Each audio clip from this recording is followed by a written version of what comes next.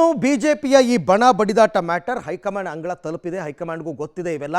ಈಗ ಕರ್ನಾಟಕದ ಬಿಜೆಪಿ ಆಂತರಿಕ ಸಂಘರ್ಷಕ್ಕೆ ಮದ್ದು ಅರಿಯೋದಕ್ಕೆ ಕೇಂದ್ರ ನಾಯಕರು ಮುಂದಾಗಿದ್ದಾರೆ.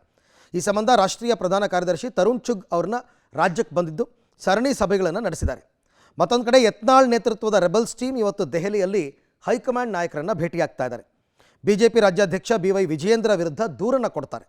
ಕಳೆದ ವಾರ ಯತ್ನಾಳ್ ವಿರುದ್ಧ ವಿಜಯೇಂದ್ರ ವರಿಷ್ಠರಿಗೆ ದೂರನ್ನು ಕೊಟ್ಟಿದ್ದರು. ಅದಕ್ಕೆ ಕೌಂಟರ್ ಆಗಿ ಇವತ್ತು ಯತ್ನಾಳ್ ಟೀಮ್ ವಿಜಯೇಂದ್ರ ವಿರುದ್ಧ ವರಿಷ್ಠರಿಗೆ ದೂರು ನೀಡುವಂತಹ ಸಾಧ್ಯತೆ ಇದೆ.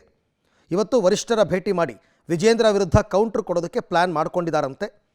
ಈಗಾಗಲೇ ಯತ್ನಾಳ್ ಟೀಮ್ ಕಳೆದ 2 ದಿನಗಳಿಂದ ದೆಹಲಿಯಲ್ಲೇ ಬೀಡು ಬಿಟ್ಟಿದೆ, ನಿಮಗೆಲ್ಲ ಗೊತ್ತಿದೆ. ಬಿಜೆಪಿ ರಾಷ್ಟ್ರೀಯ ಅಧ್ಯಕ್ಷ JP ನಡ್ಡಾ ಭೇಟಿಗೆ ಅಪಾಯಿಂಟ್ಮೆಂಟ್ ಕೇಳಿದ್ದಾರೆ. ನಡ್ಡಾ ಭೇಟಿಗೆ ಅವಕಾಶ ಸಿಕ್ಕಿದ್ರೆ ವಿಜಯೇಂದ್ರ ವಿರುದ್ಧ ದೂರು ಕೊಡ್ತಾರೆ. ಈಗಾಗಲೇ ದೆಹಲಿಯಲ್ಲೇ ಸಭೆ ನಡೆಸಿ ವರಿಷ್ಠರಿಗೆ ಹೇಳಬೇಕಾದ ವಿಷಯಗಳ ಬಗ್ಗೆ ಸಿದ್ಧತೆ ಮಾಡಿಕೊಂಡಿದ್ದಾರೆ. ಹೈಕಮಾಂಡ್ ಮುಂದೆ ಯಾವೆಲ್ಲ ಅಂಶಗಳನ್ನು ಉಲ್ಲೇಖ ಮಾಡಬೇಕು, ಕಲ್ಯಾಣ ಕರ್ನಾಟಕ ಮತ್ತು 3 ಉಪಚುನಾವಣೆ ಸೋಲು ಹೇಗಾಯಿತು, ರಾಜ್ಯಾಧ್ಯಕ್ಷ ವಿಜಯೇಂದ್ರ ಅವರ 1 ವರ್ಷದ ಅಧಿಕಾರದ ವೈಫಲ್ಯಗಳು ಏನು, ಹೀಗೆ ಮುಂತಾದ ವಿಚಾರಗಳನ್ನು ಪಟ್ಟಿ ಮಾಡಿಕೊಂಡಿದ್ದಾರೆ. ಆದರೆ ಹೈಕಮಾಂಡ್ ಯತ್ನಾಳ್ ವರ್ಷನ್ ಕೇಳ್ತಾರೆ ಅನ್ನೋದು ಸದ್ಯದ ಅನುಮಾನ. ಒಂದೊಮ್ಮೆ ಭಿನ್ನರ ಅಹವಾಲನ್ನು ವರಿಷ್ಠರು ಕೇಳಿದ್ರು ಸದ್ಯಕ್ಕೆ ಯಾವುದೇ ತೀರ್ಮಾನ ಕೈಗೊಳ್ಳುವ ಸಾಧ್ಯತೆ ಇಲ್ಲ.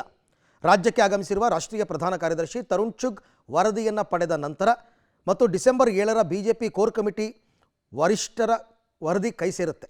ಹೀಗಾಗಿ ಇವೆರಡು ವರದಿಗಳು ಬಂದ ಬಳಿಕನೇ ಹೈಕಮಾಂಡ್ ಆ್ಯಕ್ಷನ್ ಕಟ್ ಹೇಳುತ್ತೆ ಅಂತ. ಅಂದರೆ ನೋಡೋಣ, 10ನೇ ತಾರೀಕಿನ ಇವರು ಸಮಾವೇಶ ಮಾಡಬೇಕು ಅಂತಿದ್ದಾರೆ. ಎಲ್ಲ ಆದಮೇಲೆ ತೀರ್ಮಾನ ತಗೊಳ್ಳೋಣ. ಜೊತೆಗೆ ಅಲ್ಲಿ ಸೆಷನ್ ನಡೀತಾ ಇದೆ. ಮಹಾರಾಷ್ಟ್ರ ಗೊಂದಲ ಇನ್ನೂ ಮುಗಿದಿಲ್ಲ. ಅದರ ನಡುವೆ ಕರ್ನಾಟಕಕ್ಕೆ ಎಷ್ಟು ಸಮಯ ಕೊಡ್ತಾರೆ ಅಂತ ನೋಡೋಣ. ವಿಜೇಂದ್ರರವರು ಯಾಕೆ ಅವರಿಗೆ ನೋಟಿಸ್ ಕೊಡ್ತಾ ಇಲ್ಲ? ಗುಂಪುಗಾರಿಕೆ ಮಾಡ್ತಾ ಇದ್ದಾರೆ. KJP ಅವರಿಗೂ ಕೂಡ ಯಡಿಯೂರಪ್ಪನವ್ರ ಮಂತ್ಯದಿಂದ ಒಳ್ಳೆಯದಾಗಿಲ್ಲ. ವಿಜೇಂದ್ರ ಅವರ ಚೇಲಗಳು ಭಾರತೀಯ ಜನತಾ ಪಕ್ಷವನ್ನು ನಡೆಸ್ತಾ ಇದ್ದಾರೆ. ಅವರಿಂದ ಪಕ್ಷ ಹಾಳಾಗ್ತಾ ಇದೆ. ವಿಜೇಂದ್ರನ ತಕ್ಷಣ ಬದಲಿಸಬೇಕು. ನಾವು ವಕ್ಫ್ ವಿಚಾರವಾಗಿ ಜಾಯಿಂಟ್ ಪಾರ್ಲಿಮೆಂಟರಿ ಕಮಿಟಿಯ ಅಧ್ಯಕ್ಷರಾದಂಥ ಜಗದಂಬಿಕಾ ಪಾಲ್ ಅವ್ರನ್ನ ಭೇಟಿ ಮಾಡಿ ಸುಮಾರು ಹೊತ್ತು ಚರ್ಚೆಗಳನ್ನು ಮಾಡಿದ್ದೇವೆ. ವಿಶೇಷವಾಗಿ ಸನ್ಮಾನ್ಯ ಬಸನಗೌಡ ಪಾಟೀಲ್ ಯತ್ನಾಳ್ ಅವರು ಬಿಜಾಪುರದಲ್ಲೇನು ಹೋರಾಟವನ್ನು ಕೈಗೆತ್ತಿಕೊಂಡು ಧರಣಿಯನ್ನು ಮಾಡಿದಾಗ ಜಗದಂಬಿಕಾ ಪಾಲ್ ಅವರು ಬಿಜಾಪುರಕ್ಕೆ ಆಗಮಿಸಿದ್ರು.